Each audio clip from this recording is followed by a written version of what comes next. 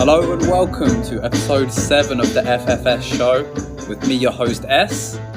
And F. And we have a special guest with us today, M. Hello. How's everybody doing? Good to have you. You're our second official guest. Yes. Oh, thank you. It's an honor. Honestly, it's an honor to be here, guys. Absolute honor to have you on, man. Yeah, we'd love to have you. Thank you. We also named the episode. Today's episode is going to be called M is for Madrista, knowing that you're a huge Madrid fan. Which is one of the main reasons I'm here, man. I'm very excited. We're excited to get some insights on how Madrid are doing this season.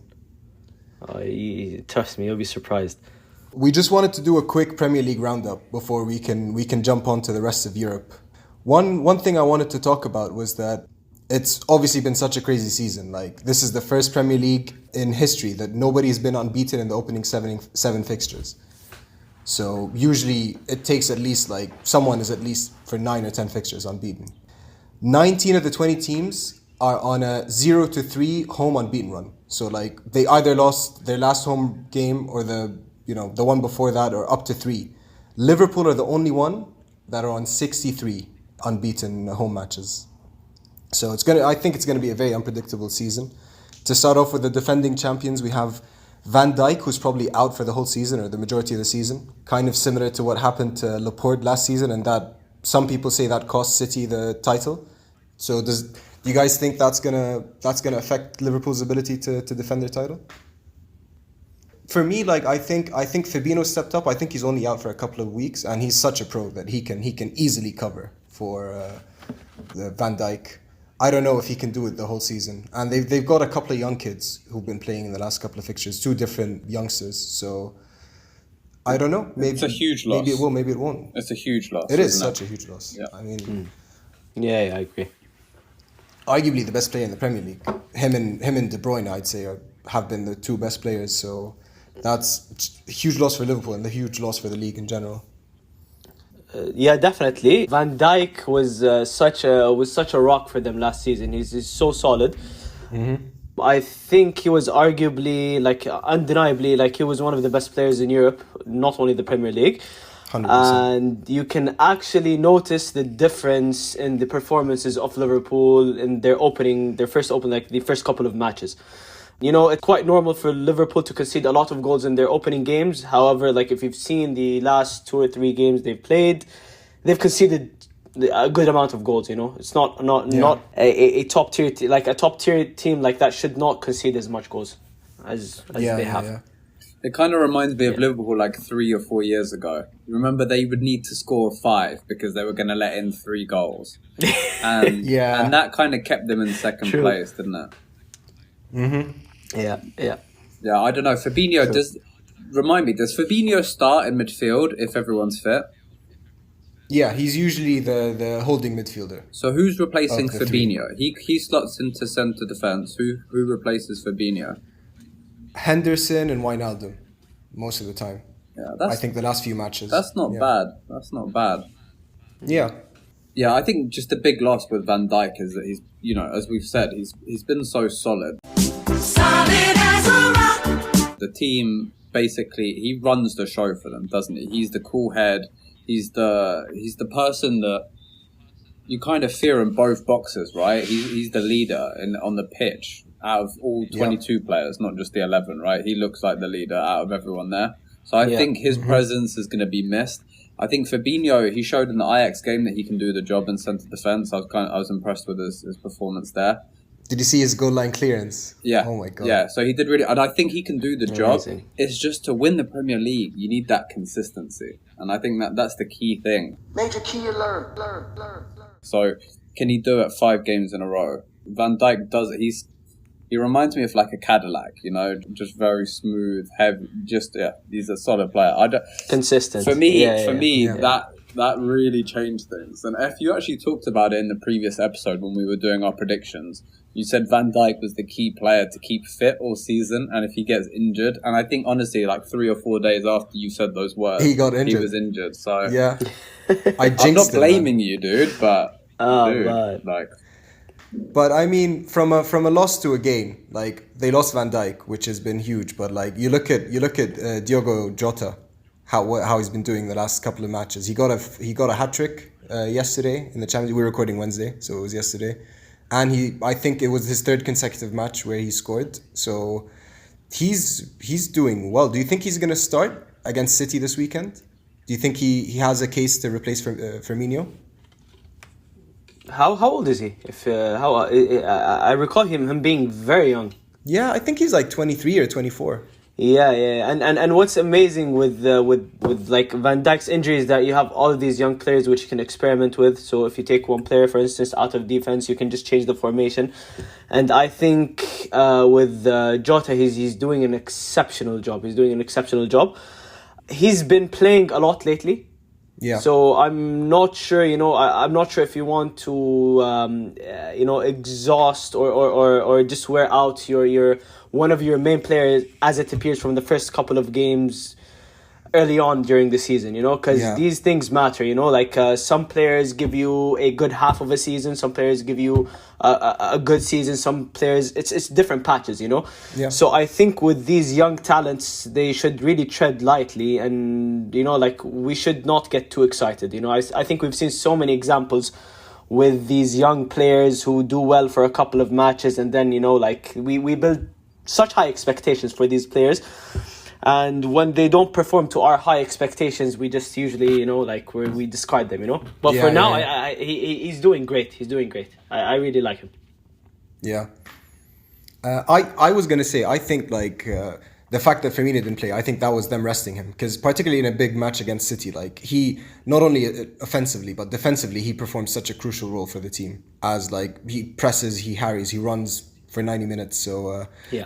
And I think Jota maybe could have more of an impact as a super sub, particularly if they're chasing the game late on, that he can come in the last 20, 30 minutes and maybe, pull the difference. Yeah, I think you nailed it, F. I think you'll see him come on if they need that attacking final few minutes, if they need a goal, they'll bring him on. He'll be confident. He'll be feeling like he can come on and make a difference. He'll have fresh legs.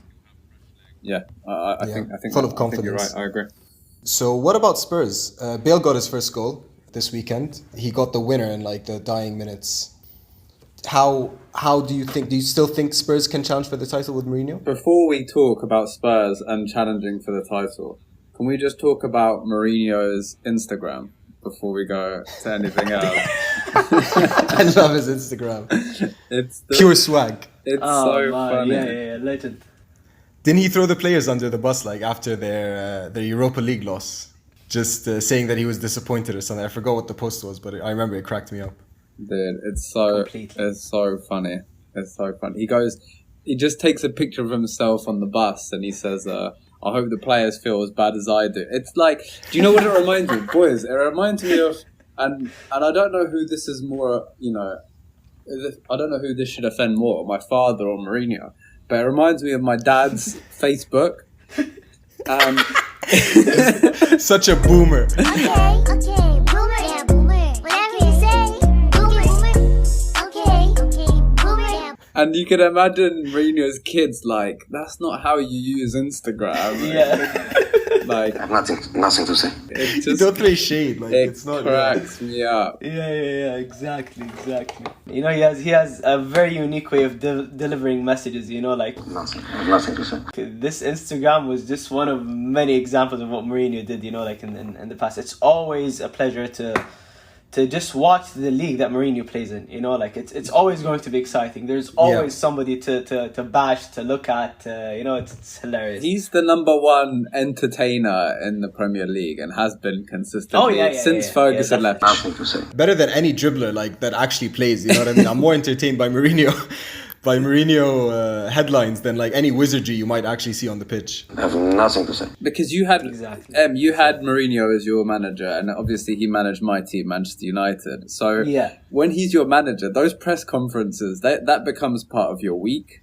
Whereas most managers, I would listen to maybe the cliff notes, a few general comments of what they have to say. I have nothing to say. Whereas Mourinho, There's going to be one headline out of every press conference that he does. Honestly, in Spain, it was a shit show. I'm so sorry, I have nothing to say. When he was in Spain, it was fucking hilarious, honestly. Every press, like he'd just go out on a tangent, especially against these smaller teams. Like when he says something about Barcelona, he gets a lot of press, Yeah. But when he faces these small teams, I don't recall, it was one of these small teams, he was talking so much shit. He was like, he didn't say it outright directly, but what he meant was like, oh, by the way, like I, Jose Mourinho, have more fans than you guys, like. Oh my God. It was yeah. And then when they called him out on it, he completely denied it. I'm gonna try and find the team. I never say such a thing. Yeah. Oh man, I just love the guy, honestly. And Andy, when he actually represents the team, like for me personally, I fucking hate the guy right now. I don't like him. Yeah. But when he was in Real Madrid, I can honestly say that he was my favorite manager of all time. Wow, I'm Mr. Manager. Well, manager. We would just say manager. And you can hire an employee if you need one. Do you think I need one? Don't look at me, Mr. Manager. Right, it's up to me now. I'm Mr. Manager. Manager. We just say... I know, but you just... Doesn't matter who. He did an amazing job. Like Madrid were, for 8 years, job. they wouldn't get past the round of 16. And then as soon as he went there, consecutive semi-final. I don't think their 4 and 5 years, their 4 titles in 5 years would have been possible without Mourinho building the core. I think I said it last episode, but it's just worth bringing up again. Oh yeah, definitely. What about Arsenal? So Arsenal beat, I don't want to say a very impressive victory, but they did beat United last weekend. El Nene and Thomas Partey had such a good partnership, like 2 box-to-box, 2 very agile midfielders, which kind of reminded me of prime Kante-Matic partnership under Conte when Chelsea won the title. So do you guys think Arsenal are top 4 contenders under Arteta? Can he actually galvanize them, push them back up the table? Well, I've had to review Arsenal quite a lot this week because we played them. Well, Manchester United played them this week. I'm not going to go into anything United today because I don't want to go into a crazy rant. We'll leave that for another day, boys. But Arsenal, I went in pretty confident in that game. Holding was starting. I know United have some pretty crap players, but when you see Holding starting, you just feel more confident. You feel a bit looser. Exactly. You don't feel as nervous. I don't think Arsenal played amazing. I don't think, they're definitely not title contenders. Nowhere near. 100, yeah. I would say they're going to be between, place 7th to 4th. So 4th is going to be, a title-winning season for Arsenal. I was looking at their squad. They do have some very, very good players. They really do. They have some awful players as well, similar to United. There's just a lot of good and bad together, and oh man, Arsenal is way worse than United. They are worse. They are worse. I think the Mesut Ozil situation is a mess. Oh my! He's not even registered for the league anymore. Like he literally can't play. What? Yeah. Can somebody please? I honestly don't understand what's going on. What's happening with Ozil? His attitude just stinks, I think, and I think Arteta thinks he's a bad egg and a bad apple, and he doesn't want him anything to do with the squad. So he just froze him out. Took him out completely. And what's his wages? It must be 150, 250, 350. Top 5. 200. I think it's 200. Something easily. Let me I have think a closer look. to 300 than it is to 200, and easily top paid player in Arsenal. I think he refused when they tried to negotiate players to get their wages down because of the whole COVID thing. He refused. He didn't compromise. He didn't budge. He was like, "Nah, I'm not taking 350,000 a week, pounds sterling. Oh my goodness! Not registered to play. Shit. Yeah. 350 pounds sterling. Yeah. Holy. Here comes the money. Here we go. Money talk. Here comes the money. Money. And he's just not eligible to play in the Premier League this season. Boys, that's 18 million a year he gets paid to sit on the bench. Yeah, that's quite, I'd love to get paid to do that. Oh my god, just to chill. Yeah. Dream job. I do the same thing I'm doing right now, man, honestly, with a passion, if I get that much. And just a before we move out of Arsenal, just a quick shout out to Gabriel. Yeah. The young, I think he's like 19 or 20 centre back who's been so amazing. Solid. So, like, particularly against United, he had an amazing showing, and just all of a sudden, I think him in the midfield now, for the first time in since I probably started watching football, do I feel that Arsenal are like a solid defensive team just because of this young kid, and I hope he can be consistent. Exactly. Just to add on to what S said as well and what you said, you know, when we looked at Arsenal, honestly, I'm just talking about myself. When I used to be heavily invested in the Premier League and I watched every game a couple of years ago, honestly, like when I looked at Arsenal, it was no different than Wigan or Getafe in the La Liga and all of these like mid-table teams, 13th place to 8th place teams. Okay. And regardless of whether or not they qualified for the Champions League, I never took them seriously or anything.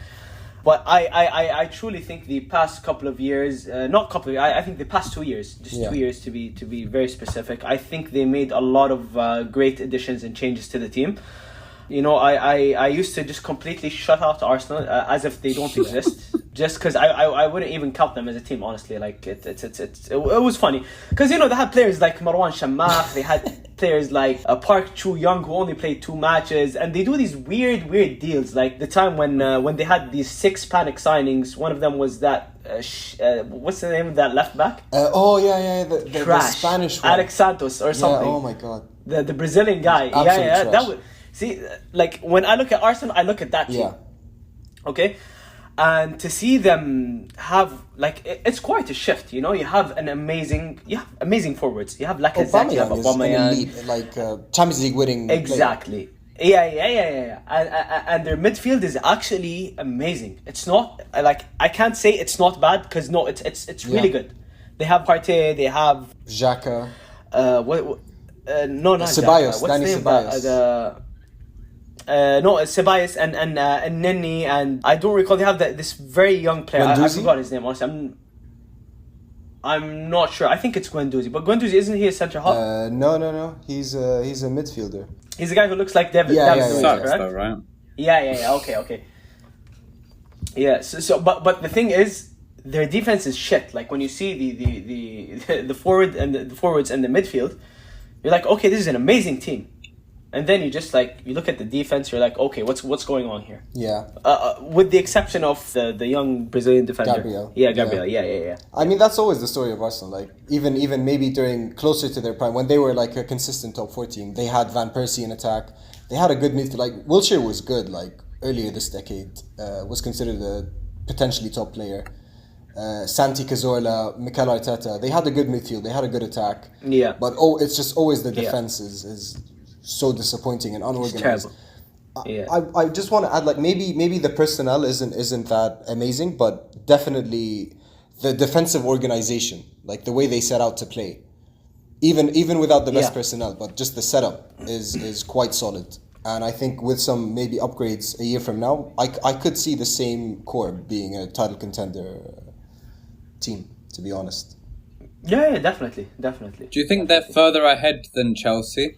Because I see Chelsea and Arsenal, you know, Arsenal's definitely further behind, you know, 100%. Chelsea have spent more money, they've got... But in terms of the manager and the vision and the time required, if you do look at Arsenal's team, I think you both just highlighted some excellent players and positions. And you take out Holding and you bring in, you know, a world-class player instead of Holding. You bring in a few more players. It doesn't look that bad. And then there's a lot of Arteta hype. I'm sure there's at least one of us on the call that likes Arteta and thinks he's going to be a beast of a manager. Then they're not that far behind. Lampard is a similar young coach, smart guy. He spent more money, but kind of irrationally spent the money. I mean, it's one banana, Michael. What could it cost? $10? You've never actually set foot in a supermarket, have you? I don't have time for this. So they're still massaging and, you know, time required for him to do well. But do you think if you fast forward to about two seasons time, when you think the investment, you know, the return on investment for both managers should start coming back? I went to the stock market today. I did a business. Who do you think is going to be on top and who's better? I think Arteta is someone who can get you more value for money. Like, if you give him if you invest 100 million in his squad, he's going to give you a better outcome per dollar per million than Lampard can. But I think the difference maker is just like, one, the team that Lampard inherited is better, and two, the potential for like heavy additions every summer could play a bigger factor. But pound for pound, like, I think Arteta is easily a much better manager. I kind of disagree with I like that right now. Friendly Discord, love it. I actually had this conversation with F over the weekend, especially when it comes to Chelsea. I think with Chelsea, you know, like, believe it or not, I truly think that you'll get the return on investment this season. I think they'll be able to do something this season. It's just a matter of the team gelling and getting to know each other. But other than that, I really think that Chelsea will be a top 4 team or a top 3. I mean, I had them down as a top 4 team, to be honest. Just the sheer players. No, because the players they have, like, you know, like, it's not 1 or 2, you know, potentially amazing players. You have a lot of amazing players that they bought, you know? Yeah. And exactly 3 or 4. So one of them is bound to deliver for Chelsea. One is going to strike if not gold. more. Yeah, exactly. And they already have world-class players on their team right now. So on top of that, I really think they'll be able to do something this season. And it seems like they have turned the corner, like, defensively. So one big criticism that was always directed at Chelsea is that they concede goals too easily. And since they got Mendy, they've had 5 consecutive clean sheets since he started playing. His save percentage is about 80%, meaning about 0.25 goals per game. Check the statistics. Whereas Kepa has a 57% save rate, which is basically like at an average of 2 goals per game. Check the statistics. Yeah, terrible stuff, man. Add in Thiago Silva, who seems to have had quite a good influence, and Hakim Ziyech. Like, everyone was talking about the Germans. Everyone was talking about Werner and Havertz, that they're going to make the biggest difference. But Ziyech, in his last couple of matches, I think he scored in his 2 starts. He's been creating amazing opportunities. Very good dribbling, very good left foot. Yeah. Amazing left foot, man. Yeah. Where do you think Chelsea? What are your thoughts on, like, how they're doing? Yeah, I thought they were, just quickly on Mendy, I think he's okay, but I don't trust him as a ball-playing goalkeeper. Yeah. Did you see in the Manchester United game, he almost scored the own goal? Then did you see Frank Lampard's reaction? That was hilarious. So, yeah, Mendy I think is okay. I don't think he's exactly what Chelsea are looking for, though. Definitely better than their previous Kepa. But that's not that difficult. Yeah, I think Chelsea, as Em said, we've got superstars all over the place. You see them, they just need to get on a run. As soon as you have the 4 young players in attack, firing, then you're going to start seeing them do really well. I just don't believe in Lampard, and I can't tell you why. It's just an inner feeling. It's a gut feeling. Because I know he's a smart guy. I know he's seen a lot of success as a player, and he's seen a lot of great managers, and he's worked with a lot of great managers. There's no reason for him not to be successful. I think I don't think he's quite there yet. I think he got the job maybe 3 or 4 years too soon. It would have been nice to see him do really well with another club that are very good and then come into the Chelsea job, because he could come back like Mourinho came back, but I just don't think in this stint he's quite ready. And just one quick thought. How about this, as if Pochettino had the same team this year, I would actually be more confident for them doing better than I do with Lampard. Yeah. I don't know what you boys think about that. Oh, yeah, I'd have them as title. Like, they'd be my top pick for winning the title if Pochettino was there, to be honest. He's so good at developing young players. Like, he's the kind of person who, like, you give him a 100 million investment and he turns that into like a 500 million worth team. And they give you clean sheets as well. Yeah, very good defensively, defensively, like, just all round excellent tactician. Yeah, so Chelsea, just to sum it up, I think top 4 this season. I think they're going to be in the top 4. I think they should do with the squad and the amount of the money they spent. I know they didn't spend a lot in previous seasons, but I don't think they're going to be in the top 2 places. Yeah, agreed. So for me, I put them 3rd, 4th, and I could see them slipping out. I really could. I don't, it's a tough league this year and it's a strange year, so anything could happen. But my guess would be probably the third and fourth position. Yeah. But yeah, I couldn't agree more, honestly. Like you said, it would be surprising if they don't get top four, but not too surprising. United, another, to circle back to the United game, just a quick observation. They used the diamond midfield, and that's something you don't really see a lot in top tier football. They used the diamond midfield in their last two matches. It had an amazing effect against Leipzig. They beat them, what was it, 4-0 or 5-0? 5, yeah. Even though it was 4 against 2, there you go. Even though it was 4 against 2 versus Arsenal, they still got bullied, even though they had a 2-on-1 advantage. Do you guys have any thoughts on what was the formation? So 4-4-2 diamond. You had Fred at the base, McTominay at the right, who's a good box to box player. Pogba on the left. And Bruno Fernandes as a 10. Okay. It looks like quite a balanced, solid midfield on paper at least.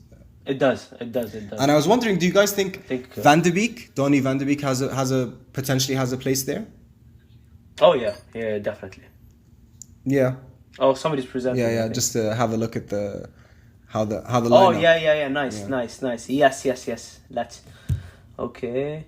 They have a really solid lineup, by the way. Man United have a really great team. I think Fernandes is an asset. I think it was how much did they get them for? It was a steal, honestly. 40-50 it was nothing.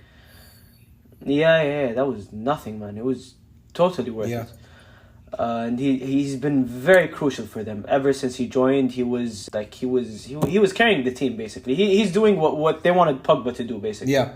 And that's even though he might not have the spirit or the charisma to do so, but his actions on the field and his gameplay speak for themselves. He's been a leader figure on the pitch, 100%. As opposed to Maguire or these other guys. Everton. So the last time we did a football episode, Everton and Aston Villa were top of the table, but they seem to have slid down quite drastically in the past couple of weeks. Everton slid down to 4th, Aston Villa to 8th. So it seems like we have a clear, a more realistic or clear table is forming. But an interesting thing is that we had Everton at the top for the first few weeks, and now Leicester is at 2nd. So outside of the top 6, the big 6 teams, who do you guys think will be the surprise challenge this season? I mean, Leicester were in the top 4 fight till the last fixture last season. Do you think either Leicester or Everton can mount a challenge to the big 6 teams? Yeah, to be honest, I would put the top 10 right now could all get into between places 5 and 10. Yeah. I really think so. I think, Wolves could finish 5th easily. I think Villa could finish 5th easily. I think this season has been a very, very strange one. The amount of goals, the strange results that we've seen. There's a lot of... I think anyone who catches consistency, and I think that's the key this season, is just to be consistent and have as few strange results as possible. There's a lot to contend with. There's a lot of, anxiety.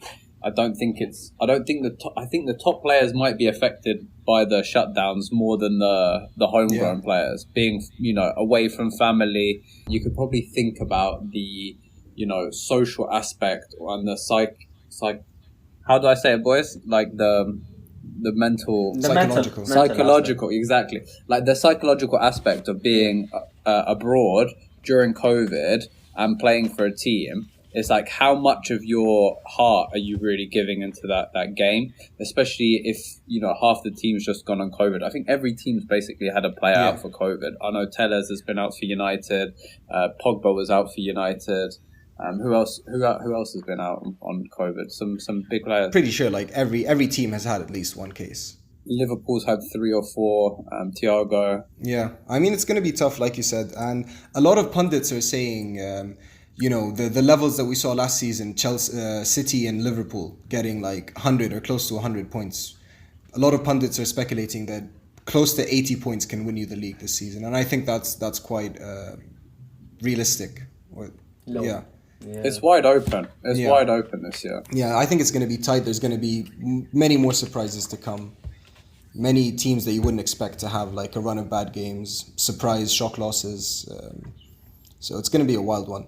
That Liverpool loss was a shock, honestly. Yeah. Like that's one of the things when we talk about inconsistency and shocking results. Like I agree with us. Like it's these players are used to going crazy, going out to clubs on weekdays, and it's like a weekend every day for these guys. Every day feel like the best day ever until every day feel like the best day ever. Because most of the training starts like Afternoon. 10, 11 a.m. So they have time to go out and do whatever they want to do. But with that outside of the equation, it's very hard to cope, especially if you've been living a certain lifestyle for a couple of years. It's very hard. Yeah. So I think we're gonna see a very strange season. So let's jump to what we actually want to talk about for this episode. Do a sort of European roundup, and obviously since we have a special Madrid guest with us this week, we definitely have to start with Real Madrid. What did the Clásico tell you about Madrid? Did that win give you like a clear picture of like expectations for them this season? Honestly, believe it or not, the Clásico just even made me ask even more questions. Yeah. Looking at Madrid this season, I was very optimistic, especially with the way it was going last year, especially after the COVID break ended, and when the matches started to come back again. Madrid haven't lost or tied a single game. They had a full. They've won 10. They won every single game, and when you come to that, and then you enter a new season without any preseason, the friendlies in the summer, the Guinness Cup and whatnot. Some might say that the COVID break was sort of like that, but it's really not. Nobody was training. They were training in small groups. It's not the same. So I think the effect of what was happening is actually starting to show now. Madrid have been super inconsistent. Yeah. They've been very disappointing this season, regardless of their standing in the table. Currently, I think they're first right now. But that doesn't really tell you a lot. It doesn't give you the whole picture. If you look at their Champions League campaign, oh my God, man, it's abysmal. It's a disaster. We're playing like Arsenal. No offense. I honestly don't know what's happening. We lost to Shakhtar. We're missing like most of their key players. Exactly, and the match against Inter Milan, had we not won that, I don't think we would have qualified or can qualify. I don't want to say qualified because I don't think, I don't want to be too optimistic. I don't think we'll be able to qualify from the group stages this season, and I think maybe Madrid needs that. It'll be like a reality check to the players. I honestly don't know what's happening. One game they're playing amazing. You're like, these guys are going to win everything. And then the next match against a low-tier team, you're like, guys, what are you doing? They either tire a lot. We lost to the Bernabeu to Cadiz. And it blows my mind. It blows my mind how that happened. It's not the Bernabeu. What's his name? And it's I think it's the Stefano Stadium. Okay. The one they're playing in right now. Yeah. And it's just sad, the way things are going. I don't think they'll qualify. That's just. But I don't want to ramble on for too long. I'm just very disappointed. I mean, like you said, that could be a blessing in disguise if they don't qualify. Yes. Just less game congestion, and they can get to focus on the league. Yes. One thing that stood out to me is that they didn't have any major signings. Do you think that hurts them? I think to some degree they do have quite a deep squad. They have a solid 22 good players. So do you think not signing anyone might affect them? I think not signing anyone was not a decision that was made intentionally. The Santiago Bernabeu is going through they're renovating the stadium. They're adding state of the art, this huge shade thing. Okay. I don't know what to call it. Roof. So I think they spent most of their revenue from the past couple of years on that. Because if you notice, during their Champions League hat trick, they didn't really make any big signings. Yeah, true. None of them stand out. So I think they spent most of that money on the stadium. if you ask me, do they need any signings? My answer would be hell yes, definitely yes. They need at least two defenders, two central defenders. The current players that they have will not cut it. I think them having a lot of players out on loan is what really saved them these past couple of years, especially last year and this year as well. I think the only notable signing they had in the past 4 years is Eden Hazard. I think that's it. The actual Galactico that's worth talking about. I'm glad you mentioned Eden Hazard. I saw a stat the other day that he scored his first goal in a year. Is that right? Terrible. Am I right? And is that true? Yeah. That's I think it's his second goal, either for Madrid in total or like in La Liga at least. I think it's his third goal. Third goal. He was injured for most of the time. Is he assisting? No. He's not playing at all. He was injured for the majority of last season. Yeah. Okay. Because we bought him. When we bought him, he came with an injury, and they kind of forced him to play. I think it was the second or third match, and they kind of rushed him into playing. And ever since they rushed him into playing, it's been one injury after the other. So he's been going out for a stint of 3 weeks, and the injury after that 1 month, and it's been like that. I think he's had 6 injuries since joining. It's terrible. Very bad deal for Madrid. 100 mil is not like a small sum. It's not worth it. Who were the other options at the time? Can you remember? We had Mbappe, we had Pogba, we had we didn't really need Hazard because there's good cover in attack. We had to a certain degree. Exactly. And they've been flirting for a number of years, right? I remember Hazard and Real Madrid has been they've been probably flirting 2 to 3 years in the making, right? Way more than that. Way more than that. Zidane has been adamant, like he wants Hazard. Even if he doesn't perform, it's just like an urge to have to the get French-speaking connection. It's a calling. It's a real calling for Real Madrid. If you don't mind me just talking about one thing really quickly, I think we mentioned this in a previous podcast, but I wanted to know if you had the same experience as me. But when I was younger, I grew up in the UK, and we had this satellite television, so my parents could watch our home country's TV channels, right? Yeah. And it was called Hotbird, was the satellite channel, and it always had Real Madrid TV, but ghetto old school Real Madrid TV. Did you ever watch Real Madrid TV? Was that the first ever TV channel for a club? I'm pretty sure it was one of the first, right? It was one of the first, and by the way, I don't see a lot of people giving credit to Real Madrid. They're not only revolutionaries in football, they actually started the whole website trend and news being digital. Exactly. I remember one of the most exciting times of my life was my senior year in high school. It was the year when they brought everybody, Xabi Alonso, Kaká, and everybody. Yeah. I swear to God, I was glued to my computer. I even I remember there was one of these days at school that I did not go to because I was just sitting at home, just refreshing the Real Madrid website because there was a comunicado. Just waiting for the announcements. It was exactly, and it was that the feeling was so nice. I felt so satisfied with every signing. You would fill a stadium, right, for a signing. I remember David Beckham. He would just do some skills on the pitch in his kit. It's always a show with Real Madrid. 80,000 people coming always to a spectacle. Exactly. But Madrid, speaking of their depth, so they have a lot of players who were on the cusp of becoming good players. People like Vinicius, Rodrigo, Odegaard, Jovic, maybe Asensio. Do you think any of these people might step up this season to become a higher tier player? I think we will see something different from Vinicius this season. I think he'll do amazing this season. I really like his. He's very aggressive when he plays. Not many players do that. A lot of people when they dribble, they don't really dribble with confidence. To be honest, to be quite frank, the only people I've seen dribble with confidence was, I think the only player that is Messi. Yeah. He just does it like it's nothing.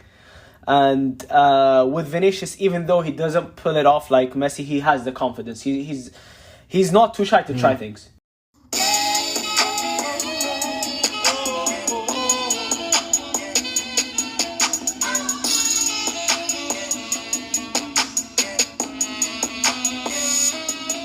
which is and he's not too toxic with it like Robinho was. Yeah. He seems like a good boy. He has his head firmly. Exactly. Yeah. So I think we'll see Vinicius do well.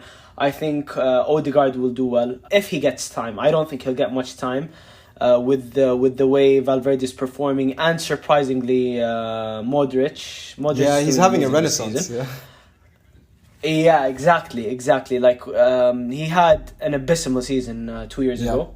Not last year. The Ballon D'or hangover. Terrible season. Exactly. It was terrible.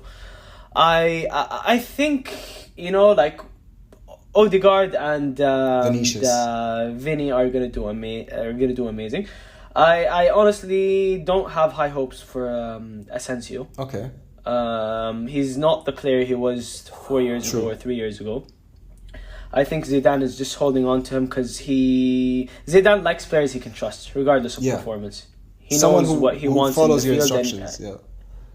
Exactly, and that's why he's had a constant place. Like he's been a guaranteed starter for this season at least, and a few matches last season. Yeah.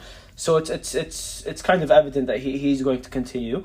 Other than that, I think all of the young prospects we have, I wouldn't even call them prospects. They're all disposable. I don't think in the team right now. I think we have some potential players outside of Real Madrid who are on loan, like Kubo, and the young Brazilian guy. I think his name was Rene or something like that. He's very young. He's very good.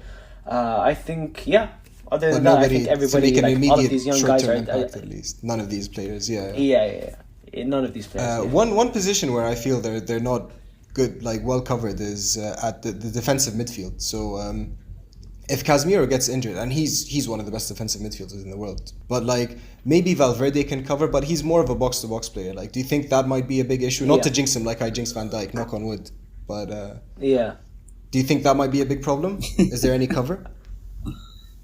I think like there are two players in Real Madrid.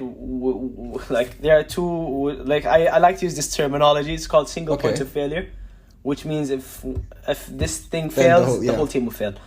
So I think there are two single points of failure in the team. Like without these two, like even if one of them is playing, I still think. Well, okay. So let me tell you the other players. I was just about to guess that. Yeah. Exactly. Ramos and Casemiro. So. I think the team can survive without Casemiro, but without Ramos, they'll. Against Man City particularly.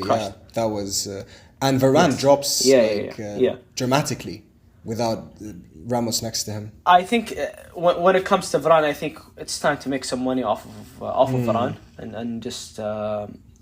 It's not because he's bad. I think he's just had enough with Real Madrid. There's no motivation. There's he's won everything. He's won absolutely everything you can win under the sun. And there's no point in him staying in Real Madrid. Like, I think he needs a new challenge, and he's done well for the team. No hard feelings, but I think it's time for him to move on. Yeah. Just on Ramos, just quickly. So some stats for Ramos, right? 23 goals for Spain. Wow. Okay. That's the highest goal-scoring defender in the history of international football. All right, he's the highest defending scorer in La Liga of any defender ever, overtaking Ronald Koeman. Remember, Koeman's got this huge reputation of being, a great goal scorer. Free kicks and He's only the 21st player to score 100 goals for Real Madrid. He's only 5 goals away. He's only 5 goals away from Gareth Bale from the amount of goals for Real Madrid. What? Listen to this. He's only 4 goals away from Brazilian legend Ronaldo. 4 more goals, and Ramos has scored more goals than Ronaldo. So, what a fantastic player. I just think he's a beast. I just want, give me, a top 2 or a top 3 or even a top 1 moment that you have of Ramos and some of the last minute goals, some amazing tackles. What are some memories you have of him? I had the perfect story for you, man. Go for it. I was watching the Atletico final. It was my senior year. We were at a friend's place. We were all Madrid fans. I think one of my friends was a Man United fan, but he liked Madrid.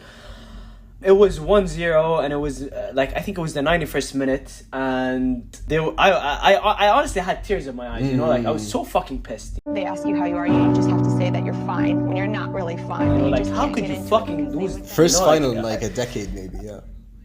Exactly, and I just left I think a minute before the corner. I left the apartment. I went down to go for a smoke, for a cigarette, and I hear screaming inside.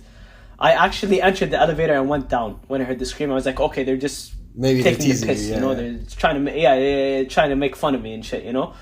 And I have my friend calling me, and this guy, he's the Man United fan. He's the most rational guy ever, you know. And he called me. He's like, bro, I think you need to come back. You won't believe what just happened, blah blah blah.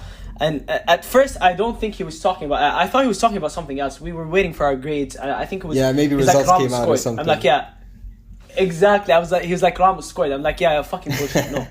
He was like, come back, you know.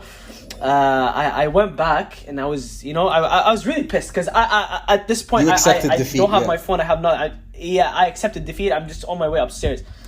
And I saw my two friends. They were all Real Madrid. They were happy. They were laughing. I was like, okay, what the fuck is going on? I honestly thought they were joking. It's a prank. And when I saw it on the television, like it was 1-1, I was so relieved, man. I was so happy. I kept on screaming. I opened the doorway and I screamed in the alleyway, like outside. It was amazing, man. Like I literally, like, to be honest, I had tears down my eyes, man. That's such a joyful moment, man, to be honest. Yeah, and La Decima as well. That was the La Decima one, right? They're finally to get their 10th Champions League. Yeah. Finally, man. And when Ramos scored that, you know, like it couldn't have been any other player, man. Yeah. Like 100%. It's fucking Sergio Ramos, man. Not even Ronaldo. You know, like, not even Ronaldo. Like Ramos is the man for Ronaldo, the crucial moments. Exactly. The Drogba effect. And like, I will never forget that moment. He's had a lot, especially that season, man. That season was unforgettable for Sergio Ramos, man. He completely destroyed Bayern. Yeah. They actually he got a red card in the Clasico against Suarez. I was so happy for that, man. Even though we were losing, you know, like just get a tackle in. I don't even care. Suarez, exactly, you know, like people get pissed off when he gets a red card in the Clasico. I honestly, like, I enjoy seeing Barcelona players get hurt, man. Like I don't mind at all, you know. But like, yeah, man, that's like, I think that's the most unforgettable Sergio Ramos moment, man. So last question for Madrid before we can move on. Do you think Benzema can Benzema carry the team like he did last season, particularly in attack? Like, does he have another like 20-30 goal season in him? Yes, I think he does. He's a very flexible player. Like 100%. You can play him literally anywhere. Like it's so amazing at this age, man. This guy is like, I think Firmino is a failed Benzema. Yes. Like, I think, you know, he's not doing as well. You know, Benzema, yeah. Exactly. He plays the same role that Firmino plays at Liverpool, but the difference is we never see anybody talking shit about Benzema. We always see people talking shit about Firmino, and that's because he does an amazing job. He has these small touches that really matter. You know, like his passes, his goals. He's always there. His spatial intelligence, like he really to know when to drop back, to know when to stay in the penalty area. Exactly. And he tracks back defensively. 100%. Yeah, he has work ethic. To be ethic. honest, he has the work ethic of an 18-year-old who wants to prove himself. Exactly. Which is why I think he has, I think, 1 or 2 more seasons in him. I hope so. I think he's already scored like 5 or 6 goals this season. 4 goals, I think. So he's not doing too bad. I think he's on course. To match at least last season. So to move on to Barcelona, do you think now that Bartomeu's resigned, Messi's going to stay? Do you think that might have been just a political move to get the chief executive to resign? I think it was a shenanigan. Honestly, he was never going to leave. It's my opinion, by the way, guys. Like, I'm of the opinion we're all that speculating. Messi will not Nobody succeed knows. in any other. No, but I don't think he'll ever be able to succeed in any other league. he's reached the age where like I don't think he has it in him like physically like Cristiano. You know, at some point you have talent and you have a skill. And as we've noticed with time, all skills tend to, you know, like your learning curve decreases and your output, your performance starts to decrease. And I really think we're seeing that this season. And he's not leaving. No way. It's suicide. He's not leaving. Number one, can he do it? I think, you don't think he can. I think he probably can. I don't think he can carry a team like he did Barcelona, but he can join a team that's pretty close, and he's going to be an upgrade to most teams in Europe, right? If you take him just for now. Yeah, when I say that he won't make it, and I'm not. He's going to be an amazing player when we're talking about Ballon regular d'Or. player standards. Not Ballon like d'Or. You're talking about winning the Ballon d'Or. Yeah. Agreed. But I think the biggest reason why he's not going to go anywhere, number one, who can afford him? And who would be, in my opinion, it would be one of the worst transfers in history if you spend $1 billion on, or €1 billion on Lionel Messi. I think that would be suicide. I think that would be a terrible decision. You know, financial fair play. I can't think of any team that could afford it. Man City might be able to afford it, but surely that would be breaching some rules, right? I mean, it's worth noting that Messi has a clause in his contract, so he can leave for free at a certain time if he announces to the board and he makes an official request that he wants to leave. He can terminate his contract with no buyout clause. But his wages, I remember his wages are just insane, regardless of the transfer fee. Just like, can Man City add an extra $500,000 a week probably on their wage bill? Yeah. That in itself is probably... Believe it or not, I think he'll do better at Man United than Man City. I think he'll do better at Man United. Really? Yeah. Because I think the dynamic in Man City, they're very young, they're very fast, they're like...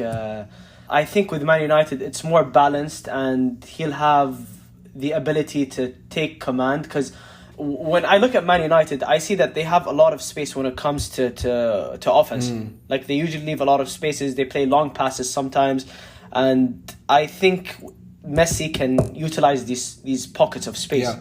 You know, he usually just picks it up from the wing, from the midfield, and then just dribbles his way down to the opposition. But I think he'd do better at Man United than Man City. Do you think he would? That would, I think, put Bruno Fernandes's progress. I think that would set him back, right? If you brought in Messi, and I think this is something B was saying in a previous episode. If you bring in Messi to City, De Bruyne is going to suffer. If you bring him to Man United, Bruno Fernandes is going to suffer. Yeah. He's going to be at the expense of one of them, right? He's not that, like, I don't know. It's the Messi show. Yeah, it has to be. It's the Messi show. Exactly. But speaking of what B said, because I thought about that a lot. I pondered it after that episode, you know, where he said whether or not it might affect De Bruyne. And I thought about, like, when City were on a roll, when they got their 100-point season. City basically had De Bruyne and David Silva, who were playing as, like, dual number 10s. De Bruyne a bit on the right half channel and Silva to the left. They'd combine with the winger at that side. And I think that might work. That's a good position. And since there's a big, like, David Silva shaped hole in Manchester City since he left, I can totally see like a midfield three of Rodri or Fernandinho at the base, and then De Bruyne on the right and Messi on the left. And you can keep the young wingers, Sterling and Mahrez and whoever else to play in the attack.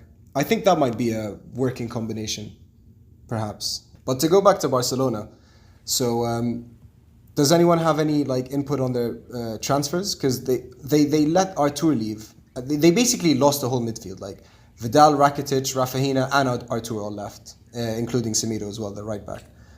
I call him Brandon. Brandon, I like that. I like that very much. Yeah, Artur, I call him Brandon. I have no idea why, but I've been calling him Brandon for the past. He has a Brandon face. For the past couple of weeks. Yeah, he has a Brandon face, man. I think they certainly have a good transfer. They've had a good transfer window.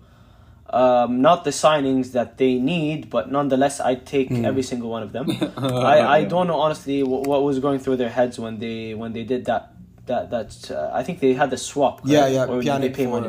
for Artur, yeah. Was it a direct swap, or did they end up paying? I think there might have been like some money involved, probably. Okay. It's not a bad deal, but it's not a good deal either. It's just why? I think they needed to cut. So I think the net was in their favor. So like they did the swap and they received a few million. Okay. So it kind of makes sense. They wanted to reduce their wages, or their just the general spending. So that got them some extra cash. But yeah, I mean, we talked like 5 people left. There's probably more, but these are the key ones, and only 3 joined: Pjanic, Trincao, and Dest. Dest had he was probably the only good player in the Clasico for Barcelona. Yeah, he had a very good showing. He was amazing. Yeah. And but I kind of feel like this is a Barcelona rebuild season. So I don't have any expectations for them. I don't think like any of the. No, if Madrid are gonna do bad, I think Barcelona are gonna do worse.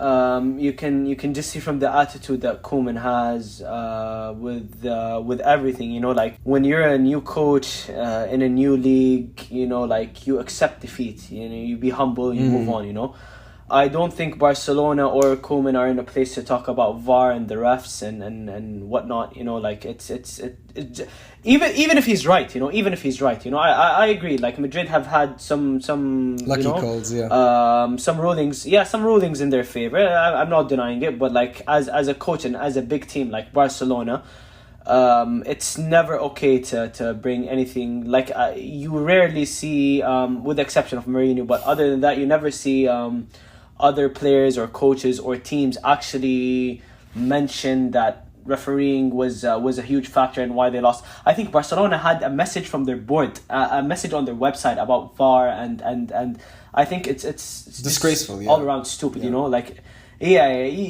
need that. You're Barcelona, you're a big team, you can, you're big boys, you can handle it. And you've had your fair share of good calls. Exactly. No, I don't want to mention that, but like it's not something a big team would say. Yeah, agreed. Some people are speculating that they can have a sort of like AC Milan or Manchester United. Now that S is gone, we can talk a bit more shit about United. So like a fall from grace. Yeah. I was being very diplomatic. But yeah, I was being very diplomatic. So I've had some people say that they might have a huge like fall from grace, the same way that Milan or United had like a humbling decade. Do you think that's on the table for Barcelona? Yeah, I don't think it's on the table because with Man United they have a lot of cash. If they fail and if they don't really qualify for the Champions League, they can just pay people a lot of money and they'll just attract these big players. With Barcelona, I think they've had like shady, dodgy and terrible business over the past couple of years, as opposed to the, like, let's say top 5 teams in Europe. I think they're living in a sense paycheck to paycheck, if that makes sense. For a they're big overextended team. Financially. They overextended, and I was actually I was reading this last year. I don't know if it applies for this year. Barcelona had one of the top wage bills in Europe. I think like after they got Neymar, even after PSG got Neymar, I think Barcelona were like when they had Neymar, they still had higher wages than PSG. But when PSG moved when Neymar moved to PSG, like the wages didn't drop by that much. Yeah, they got Coutinho, they got Dembele, and they just gave them stupid wages, like some dumb amount. I think Dembele is getting like 12 million or 11 million a year, like some stupid shit, man. Like the FFP suggests it's not a rule, but it's a strong recommendation that you have your wages below 70% of your revenue. Below 70%. Okay, yeah, makes sense. Last time I checked, Barcelona were slightly above that. So they were maybe 73, 75, something like that. And I think they're the only team, at least on an elite level, they're the only team who went above 70%. Which is quite, like you said, a big overextension financially. Because I think Messi is getting like 30 million after tax. That's so stupid. Like the NBA players have an inflated salary in the US, and Messi's salary pre-tax. I'm not talking after tax, pre-tax, because everybody in the world, like we all measure that's what goes on the balance sheet. Yeah, exactly. And he makes, I think, he makes more than LeBron James. Wow. LeBron James, LeBron James, LeBron James, LeBron James, LeBron James. He makes more than Cristiano Ronaldo. He makes more than okay. Let's stick to NBA. More than the highest earners. James Harden, LeBron James, all of these guys. He makes way more than that. That's crazy. A year. Yeah, it's very crazy. That's just salary alone, no endorsements. Yeah. He probably it's doubles it stupid with endorsements. Exactly. So he'd be very dumb to leave Barcelona. Nobody in their right mind would give him that much amount of money, except for China. But I don't think that they stopped doing that exactly. recently. I wanted to touch on Atletico a bit before we move on from La Liga. So obviously, interesting signings with Suarez and Torreira. Maybe he's a step down compared to Partey. Like Partey left and Torreira replaced him. I think that's a step. Yeah, it's not bad. He's not bad, but he's not TP, bro. So what do you think of the new signings, particularly Suarez? I think it is the perfect signing for Atletico. Not only is he a seasoned striker, he's used to La Liga, so it's not he doesn't have to like, it's a win-win for Atletico and Luis Suarez as well. I think Suarez still can give you like 1 or 2 more seasons, which is more than enough for him to actually mentor all these young players. And you actually need a leader figure, like a guy who's actually won the league with La Liga. Exactly. I don't know if there are any players left from the team who won La Liga 7 years ago. I'm not sure. Diego Costa, I'd say maybe is the only one. Yeah, I think that's the only one. So you need a figure like that just to know how to deal with pressure, and especially in the big games with Real Madrid. And Luis Suarez knows all too well how to score in Real Madrid. Like he's a beast. So I think it's a perfect signing. I think he'll do well. Probably score 15 to 25 goals this season, which is not bad for a guy his age and an and not a free scoring team as well, like and a defensive team. That's exactly a team that is very happy with 1-0 victories. Exactly. He's such a perfect match to Diego Simeone. Like, I can't believe they never crossed paths before. Like, he has that bastard energy that like is the embodiment of like Simeone's the asshole energy. And Diego Costa as well. Someone who doesn't have bastard energy as of now is Felix. Yes. He had an unlucky season last season. He was injured for a big chunk. Yes. Do you think we might see a bit more of him this year? This is why I was mentioning like that Luis Suarez is a blessing to Atletico Madrid. Felix has an amazing opportunity to learn from Luis Suarez. I think it's a privilege for him to share the same like training area, the same match. In big games, I tend to favor like if they ever face Real Madrid, I definitely pick Suarez over Felix. Felix needs to learn from Suarez. Stay close to him in practice. Get some pointers on penalty taking, and although he never took a lot of penalties, but he in Barcelona, but he took some nonetheless. He should just try to soak up all of that experience and just try to be the best player he can. Regardless of whether Luis Suarez performs or not, I think Felix will learn a lot from Suarez. And I also think we'll see something from Felix either this season or next season. But for the amount of money they paid for him, I think he has to. Yeah, and he's one for the future. He's very early 20s, maybe 20 or 21 or 22 max.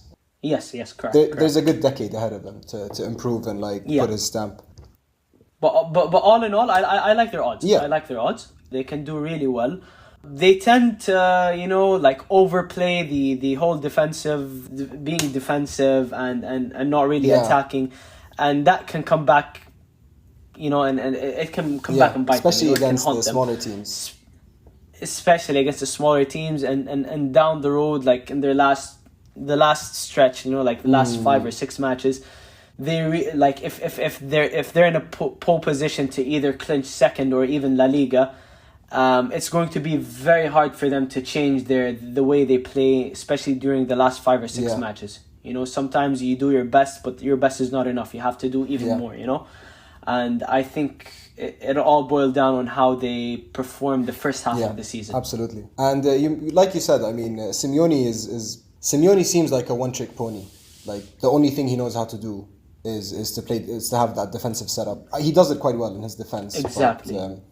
But I mean, now that he doesn't even counter-attack, like it's just like it's a moment of brilliance in which they score, just a corner, Exactly. But I think maybe it could be a good year. Like we said, both the two giants, like their level have dropped considerably in the last couple of years.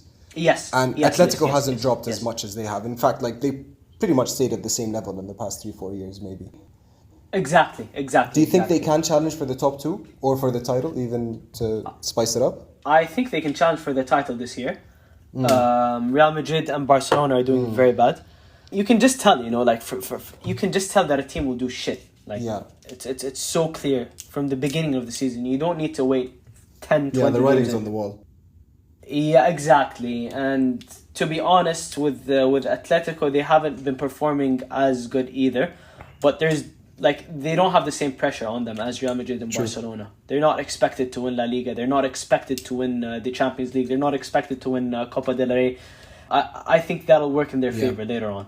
Like, it will help them in the big matches, especially against Real Madrid and Barcelona. Yeah, absolutely. Like, if they manage to win these fixtures, either at home or away, it doesn't matter. They just have to win some of them, not all of them. I think they'll be able to definitely win the league. If they have a few players that like maybe had big hype a few years ago, but they sort of flew under the radar recently. People like Saul, Koke, Llorente's still young, who could step up, and Lamar. Yeah. Do you think these four, any one of them will have like a standout season, perhaps?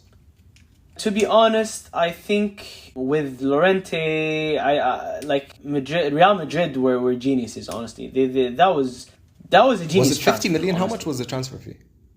It was 50 million, and I honestly don't know what Atletico was thinking at the time. I honestly don't know. And right now they're playing it out of position. I recall I really put an effort not to read about anything about Atletico because I really hate the team. But I recall reading that Llorente is playing as a forward. Yeah, he's playing as a second striker. Exactly, and it's very odd. It's very odd. Like he's doing okay, but I think he can do much better in midfield. Much better. Yeah. Especially for Atletico. Because he's a very defensive player. Very defensive. He likes back passing. He had a man of the match showing against Liverpool when they beat Liverpool in the upset last season. As a second striker, more or less. Yes. He has these flashes with Real Madrid. He has these flashes. Not a consistent 30-40 match star. Exactly. Do you think they can cause a few upsets in the Champions League this season, similar to what they did last year? Liverpool were my favourites to win the Champions League last year, and I was quite shocked when. I really hope so. I enjoy them because when it comes to them playing against Barcelona or Real Madrid, I think these two teams in particular know how to deal with Atletico. Yeah. They know how to cause threats because they're used to them defending, and I'm sure they have ways to adapt to that. And we've seen it. We've seen over the past few results when we look to the head-to-head when we look at the head-to-head matches between Real Madrid and Atletico and Barcelona and Atletico, you can see that the past, let's take it from 2010 to 2014, you can see a trend of Atletico beating these teams or at least tying, and then starting from 2015, that dropped considerably. You can see the trend actually lowering. Yeah, exactly. And they don't have as many ties or victories as they had in the past. So to Real Madrid and Barcelona, they're not a threat, but I think the rest of Europe are not really accustomed or can adapt to the way Atletico plays, simply because they don't play them. They don't face them every day. They don't face them a lot. The possibilities of facing Atletico are very bleak, and they don't really have time to adapt. And I think that works well for Atletico Madrid. They can easily cause upsets, and we've seen that year in year Absolutely. Out. I'd like to have your final to wrap up our La Liga coverage. I'd like to know what your final La Liga predictions are for the top three. How do you think the top three is going to pan out? I think it's going to be Real Madrid, Atletico, and Barcelona in that order. Yeah, I think the same. Yeah, I think. I have pretty much the same prediction. I think they're going to retain the league, but it's going to be a very tough league, and it's not going to be a fun La Liga to watch, to be honest. Especially with the way Real Madrid's playing, and they're not going to win La Liga because they're the best team out there. They're just going to win because the other teams are going to perform badly. The least shitty out of the 20 teams. Yeah. Exactly. Speaking of shitty, let's jump to Juventus. Let's go. How do you think Pirlo's doing so far, and how do you think he's gonna do in the season? Have you watched many matches? I've watched some matches. I was very surprised. It's either that the Italian league is very bad, which I think it is, but Juve haven't really changed that much the way they play. I think Pirlo was smart enough not to change any. He made some changes, but I wouldn't call them like game changers. Yeah. He's done well. I think the smartest thing he did was like if it's not broken, don't fix it. Yeah, and just the small tweaks. Like I think with the same personnel more or less, maybe they play a bit more proactive. They press a bit higher, but all in all, pretty similar. I think Sarri last season was a bit of an anomaly, but like very similar to how what's his name, Allegri. Pretty similar to like that that sort of setup. Yes. I'm very impressed with McKennie. I don't know if you've had the chance to watch him play. I think he's American, like the midfielder. Weston McKennie is his name. He's like a 19-year-old or 20-year-old American player that they just signed for quite cheap in Juve. Oh yeah. Guy with the afro, Yes. Yeah, I recall. He really impressed me. Like I'm always such a fan for box-to-box players, and I love seeing players who like really put in a shift. And he struck me as that kind of player.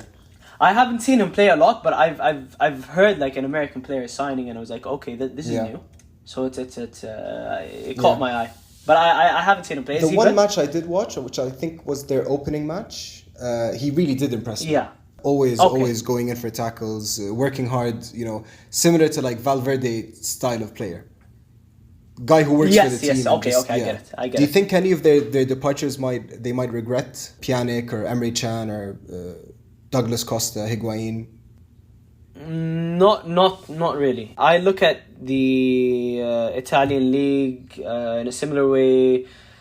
I really think it's very similar to the Bundesliga, if not worse. I was looking at the statistics. I think Juve have won the league for the past 9 years or 10 years. I'm not sure. Insane monopoly. I think it's 9 years. Yeah. And they came close to losing the league, I think 2 years ago or a year or the year before. I think 3 or 4 years ago, and they never lost the league. It's funny. It's sad. It devalues the league.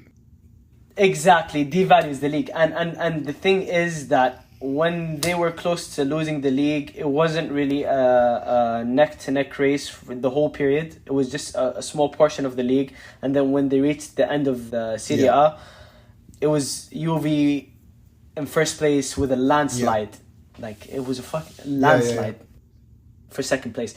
I think 3 or 4 years ago, I'm not sure. I could be even Sarri's more. Napoli, I remember, had probably the biggest challenge. No. I think it was before that, but no. I'm talking about there was a 40-point difference or a 30-point difference between first place and second place. And when I was looking at that, a lot of people make fun of the Bundesliga or La Liga, but nobody's talking about Serie A. And that point difference alone would just made me like, okay, like what's going on here? Like is this league worth it for me to actually invest time and watch? I already know the outcome. Exactly. We've known the outcome for the past 10 years. From the summer, who's going to win. It's not that exciting. Exactly. But I think more than ever, I'd say this season has the biggest chances of Juve finally losing their grip. Inter Milan were 1 point behind them last season, when the season ended. Yeah. And they made some good signings, and who knows. And more importantly, AC Milan maybe. They have a 4-point lead so far over Juventus. Do you think any of these two Milan teams can cause an upset? Really? Not at all, no. I think things will start to clear up probably a week or two from now. What we know about Juventus in Serie A is that they don't lose a lot. They barely lose. With Inter and AC Milan, they've lost a lot of these small matches against Udinese, for example, and they get these shit teams with shit. The pitch is so shit. I was a couple of years ago. I was watching a Inter Milan and a Chievo match. The field was so trash, man. The field was so garbage. Sometimes, like if the pitch is wet, I can understand the ball sliding in and then just start to gradually slow down. With this shit pitch, and I have to emphasize that this pitch was so shit. There were patches of the grass that were not just like there. Not on the same level. Yeah. I think it was. I'm not sure. I don't remember. I think it was Pazzini or one of these players. He tried to pass it to the midfielder. I don't remember who it was. Honestly, it was a few years back. The patch of grass stopped the pass. It's Mad not friction, like it slowed down. It stopped the pass. Yeah, exactly. So after seeing that, I just couldn't be bothered with watching anything other than Juventus. Yeah. I think I only watch like, if ever. I think there have been seasons where I haven't watched a single Serie A match, but if usually there's one team that's like quote unquote challenging Juventus for the title, and usually I just watch. If I want to, I just watch like the head-to-head between Juventus and their challengers. Okay. Usually. Okay. Like 1 or 2 matches max, just to see, particularly when there are stakes. Most of the past 9 seasons, like with a 15-point lead, like even if they lose to the runner-ups, it's not going to make a difference. Yeah, it won't matter. Yeah. And to jump to the Bundesliga, like I pretty much have the same pattern with the Bundesliga. Like I usually only watch, if sometimes again whole season I don't watch a single Bundesliga match. Maybe I would watch Bayern versus Dortmund, or lately Bayern versus Leipzig, just to have a finger on the pulse. But do you think Bayern are given this season as well? I think Bayern will win the Bundesliga this year. I think Bayern have been very lucky last year, just to be very specific. I think Bayern were very lucky. With the treble or with the Bundesliga specifically? Everything. No, not the Bundesliga. No, they're not lucky but with everything else, they were very lucky. I think all of the teams they faced were going through a shit patch, especially with everything that's going on. And they were very lucky to beat. But I honestly expected Barcelona to destroy Bayern. Really? I was completely mistaken. But I think they got very lucky.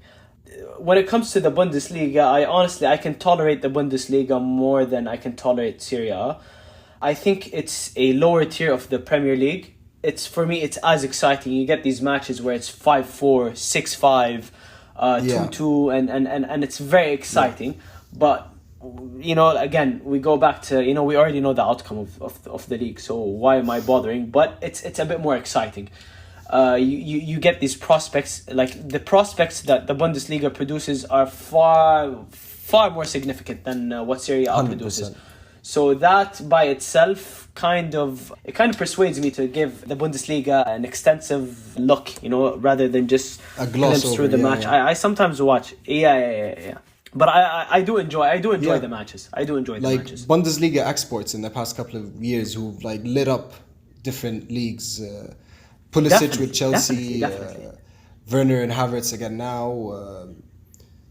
There's always Carvajal. Yeah, that was insane. Yeah, and also he actually won the best right back in the league. Yeah, Hakimi. Yeah, so exactly. There's a lot of. So it's a good place for development. The best place, and you think about young players now like Haaland and Jadon Sancho.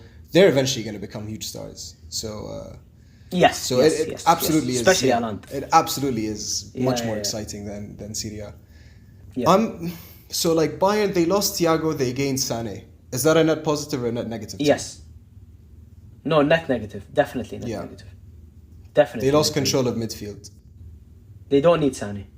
Sané wanted Bayern. I think that's my opinion. Perhaps. Because they could have easily done without Sané. They have a lot of players that can play Sané's position. Maybe not as talented, but do you really need to spend that amount of money just to get a player that is a luxury more than he is a necessity? Yeah. But I mean, when you think about it, last season, for example, like in the 3, they usually play with 3 behind the striker, behind Lewandowski, and so like an important cog in those 3 was Perisic, who played a lot last season, and he was on loan. He went back to Inter, so like it kind of makes sense to replace him. So now you have Muller, Sané, Gnabry to play behind Lewandowski.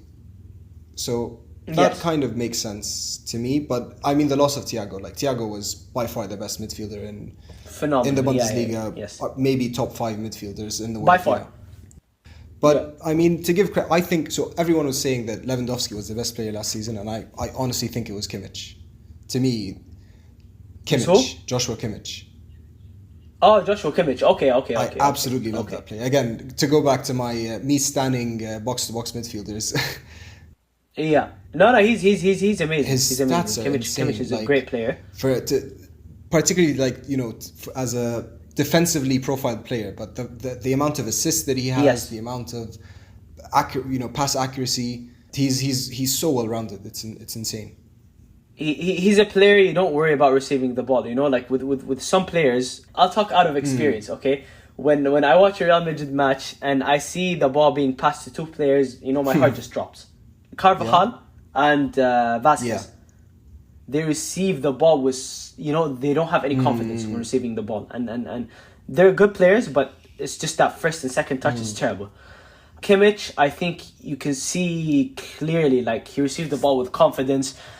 He's not scared. He's very, calm, cool-headed. Similar to what Ramos is in defense. He's very, he never panics. Even in tough situations where you think he'd panic just to pass, sometimes he'd just give him the runaround and just switch to the other side. It's you might think that doesn't matter, but it's these small touches that actually make the 100%. difference. It's a game of tiny margins. You never know, with these... Exactly. And with these small touches, you never know what kind of pockets of space the other players might be opening up. Definitely. You can easily spot a run just by turning back. Okay, I see that run. Okay, let me just do the switch around and just pass it, And Kimmich does that so brilliantly. And he's not a liability. Yeah. And he's incredibly versatile. He played as right back. He played as box-to-box midfielder. He played as defensive midfielder.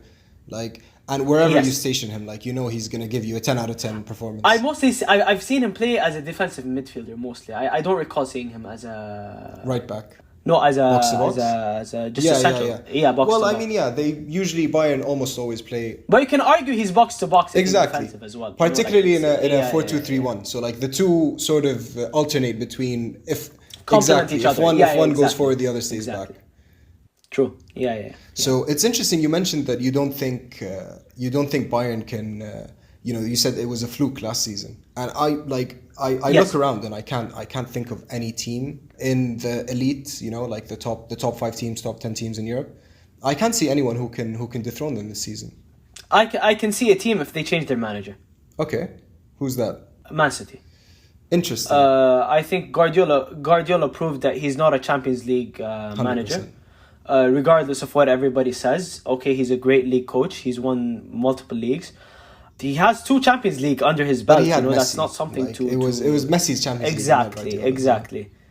I think, just like with Jose Mourinho, I don't think Jose will ever be able to win another Champions League. Yeah. It's the same with Guardiola. I don't think he has it in him. Very opinionated. He does not change his mindset. He does. I won't call them stupid because I don't have his degree, but in football coaching. But he does these weird changes to the formation and to the lineup. Particularly in big games, he overthinks. Just a day before the big game, I'm like, what is this guy doing? He's not Champions League material, and you can clearly see that time and time again, especially with Bayern. He got destroyed. 3 semi-finals. He got destroyed. He got destroyed by Barcelona, Real Madrid, and Atletico. Yeah. He did not lose. He got destroyed each time. Absolutely, yeah. Each time, yeah. I think one it was 6-2 or 5-2, and with Madrid it was 5-0, and with Atletico just losing to them is an embarrassment, especially if you're Bayern and they were Guardiola. Clear favourites, yeah. Yeah. So if they are able to snap somebody, say maybe. I don't know.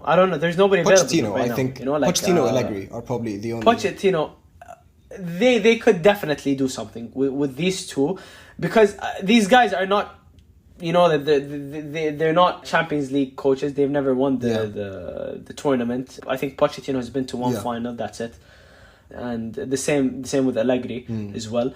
But I think they can honestly do something. But if Man City don't change their manager, I don't think anybody's going to contest Bayern. Some might argue and say, well, you have Liverpool. I don't think Liverpool has it in them. Yeah, now that Van Dijk's gone, I don't think they can do it. Now that Van Dijk's gone, and the thing is, they've won everything. Yeah, they don't have the hunger anymore. Yeah. They just I mean, don't. not every team can be Madrid. Like with the 4 and 5 exactly. years. Yeah, you need a very special like personality. And I don't attribute that to the players or Madrid. I give it to Zidane. Yeah. It's his Champions League. I don't even count it as Real Madrid's Champions League. He came in and he changed everything with the team, the dynamic, the way you interact, and I think that's I think not enough people pay attention to the psychological aspect. And just focus on the tactics and the lineups and the pitch conditions and just the mentality and the locker room culture. The mentality, exactly. And there's one coach who I don't give enough credit to, but he's a terrible league coach, but he's a great tournament coach. Carlo Ancelotti. Agreed. I read somewhere that he actually instructs the players to actually try to piss off the angriest player in the opposing teams. So not in the sense of nudging them or pushing them. They just talk shit. Trash talk. Yeah.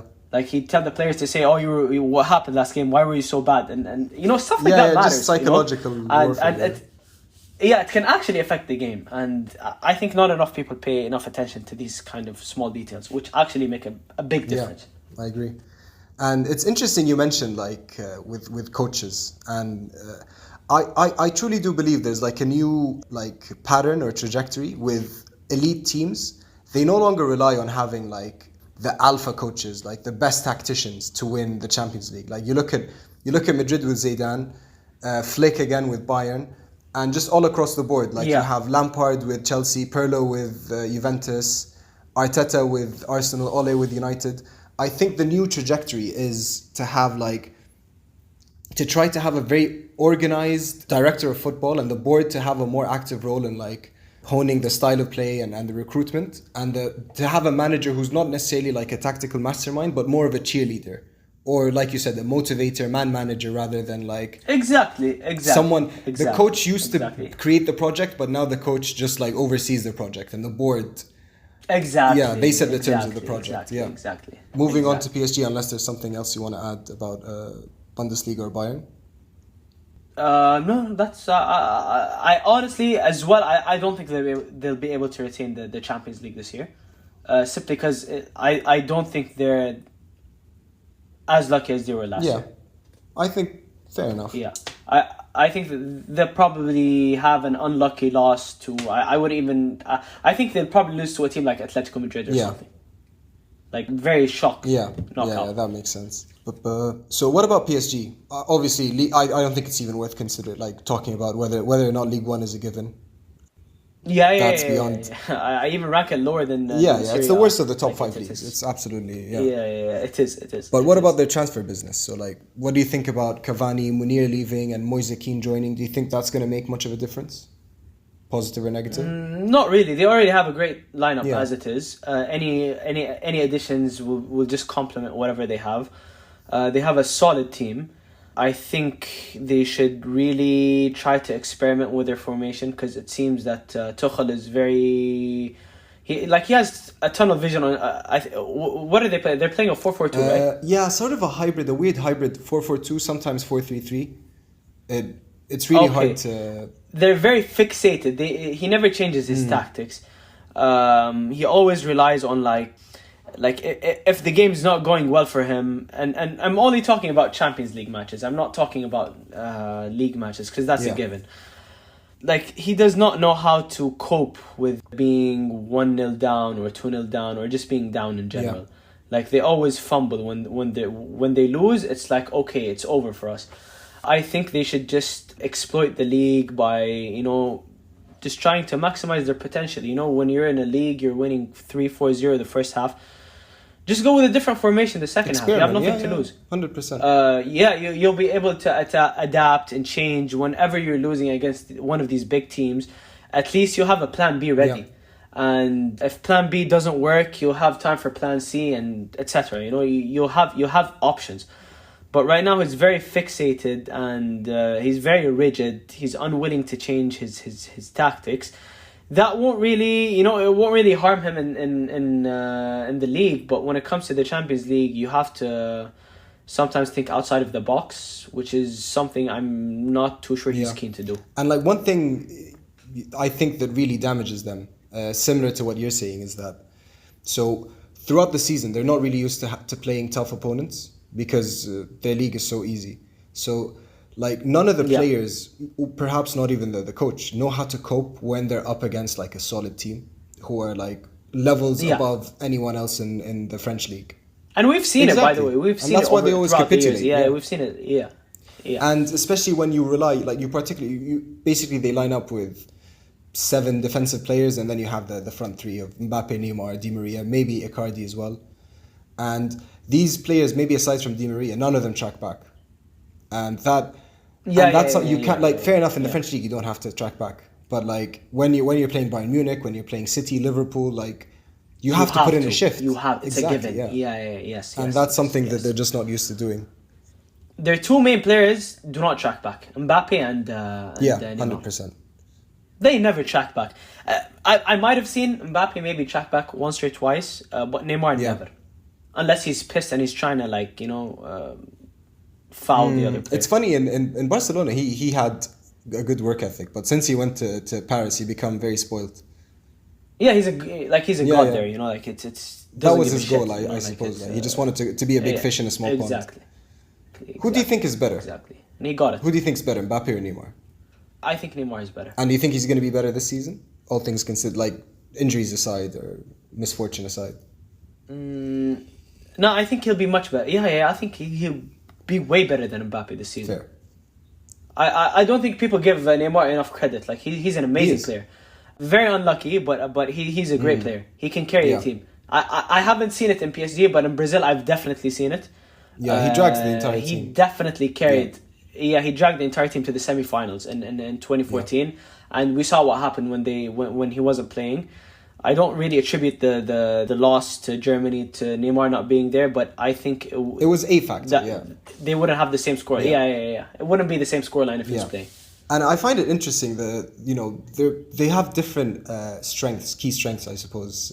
Mbappe and Neymar. Like Neymar can do everything more or less, but Mbappe's main asset is his speed. He's probably one of the fastest elite players, and his final touch, scoring one-on-one with keepers and so on. Yes. And I love that Neymar actually adapted. Like Neymar was very okay with having more creating role. To be a bit more withdrawn, be a number 10, dribble, create space, and then give the through ball to Mbappe to score. And I think they're very complementary. Their skill sets. I think we've noticed this after the shit show when he wanted to go back to Barca, and the fans turned on him. PSG, the fans turned on him so bad. And I don't blame them, honestly. I would boo the shit out of him. Absolutely, if I was a PSG fan, yeah. But after that, I think it was a humbling experience for Neymar. Changed him. We saw a more humble guy, especially when he scores, in his celebrations, the way he interacts with the team. And I think it showed him that no matter how big you think you are, you can never be bigger than the fans are still there. Yeah, exactly. Yeah, the fans are the gods, not the players. They can make or break. And when he started performing, the fans actually applauded and cheered, and they actually he won them over. And I think he turned into more of this. He became less selfish, and he started showing more leadership qualities. Exactly. So who do you think? Do you think PSG getting to the finals, was that a fluke? Are they in the top 3 teams in Europe today? No, not at all. It wasn't a fluke. I think they're in the top 5 team. Top 5 teams easily. The same with Man City. Yeah. Tuchel will never win the Champions League. He's not built for the competition. I don't think he's built. You have to be kind of blunt and direct. There are Champions League material coaches, and they're just coaches. Good coaches. Good coaches. B+ and A coaches. Exactly. I think he's a great coach, but he's not Champions League material. And it's, by the way, it's very hard to get a Champions League material coach. They're far and few. Yes. So, who is your final prediction? If you had to pick one team that you'd put your money on to win the Champions League this season? I think I'd go with Juventus. Juventus, interesting. Yeah. I had Bayern on, to be honest. That's quite an easy pick. Okay. I know it's usually unlikely for the champions to win, aside from Madrid, but... Oh, by the way, can I add a Sure. point? I think the one of the only reasons why Bayern won was because it was one match. Like the knockout rounds were one match. Instead of home and away, It was one match. It's not a complete 2-leg match, you know? Like it's one leg. That's it. Yeah, and they can just do their whole high pressure thing and like exhaust you and Exactly. I get it. You don't want any fans in the stadium or anything, but having two matches certainly gives one team, or having one match rather, it gives one team more advantage than the other. Yeah. So it's not fair. These are the circumstances we have to deal with. So fair play to Bayern, they won it given the circumstances, but I don't think they'll be able to do it this year. If the normal format returns. I mean, what's interesting is that this time last season, I was asking the same question. Like, I couldn't think of any team that might really win the Champions League, and Liverpool were the only team I could think of. Again, I'm fairly predictable. Like, I just think the champions are going to win again. Yeah. And Bayern were like, they transformed midway through the season, and I can see one of the like big, top 5, top 10 teams in Europe. Maybe change of coach or change of tactics or whatever, or they just kick on fourth gear. But yeah, it could be someone that like today I wouldn't even consider. Like if you told me in October last year that Bayern would win the treble, I would have laughed at your face. You'd still, exactly. Who do you think is going to be the Ballon d'Or player of the season? This season? Oh, that's a tough question. I think it's too early. I honestly don't know.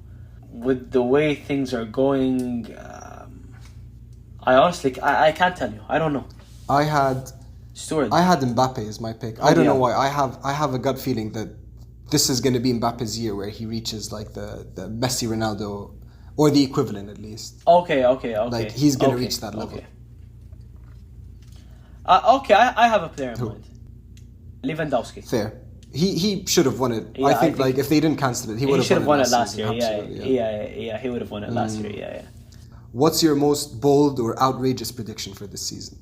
Like the craziest, unlikeliest thing that you think might happen anywhere across the top European football? Chelsea winning the Premier League. Interesting.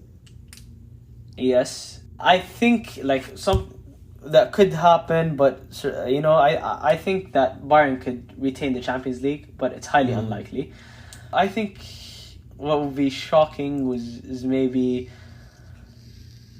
I don't know. I think like these the Champions League, man. That's a tough question. It's really tough. You can't tell. Yeah, it's very tough. You can't tell. Probably I'd say Juventus. Like I'd be shocked. I honestly want Madrid to win, but I have to be realistic. I think it's gonna be tight between Juventus and Bayern. Yeah, fair. I wrote this maybe 3 weeks ago, and I'm kind of not sure if I still believe that, but I had my top most bold outrageous pick was that either City or Liverpool, probably most likely City, would drop below the top 4. They'd have a complete catastrophe season. Oh, drop out of the top 4. Okay, interesting. Okay. Nice. So that was one. The other one, hugely contrary to what you said, I thought my second pick was that Juve would actually lose Serie A for the first time in the past 9 years. Okay, now I honestly don't think that. Okay, I have a bold prediction. I think Wolves will be top 4. Wow. I mean, they just lost their right back. They sold their right back to Tottenham, and they sold Diogo Jota. Obviously, like you see the impact that he's had at Liverpool. They lost him. Yes. So I honestly I can't tell why they sold. Why they sold. With the COVID thing, I think they needed. They need the money. Okay. Which is a shame because they were a solid team for the past couple of years. They had a great team. They had a great team. And Ruben Neves they had a great team. One of the best young midfielders. It's amazing. Yeah. All right, I think that's it. Honestly, I can't thank you enough for joining us. No, man, week. It's a pleasure. It's an honor to be here, man. I really had fun. Well, that's the most important thing. I'm glad you did. Oh, thank you, man. I really had fun. It doesn't feel like it's my first podcast. Nice. It felt so natural. I don't feel I don't feel any pressure. I don't feel nervous. I might have to structure the way I talk or just structure how I'm saying things a bit better, but I think that comes with experience. But I enjoyed it, man. I'm really glad you enjoyed it, and I really hope you can join us again in the future. Oh, definitely, and hopefully I can have more one-to-one conversations with Ash. I'd like to shit talk him about Man United. I really want to do that, man. It's always fun. But yeah, man. Pleasure, man. Thank you. Right. Thank you for having me. Man. Thank you, everyone, for tuning in. Please let us know on social media what your thoughts were. If you had any input, give us your predictions. Let us know if you have any suggestions for future episodes. And see you next week. Bye-bye.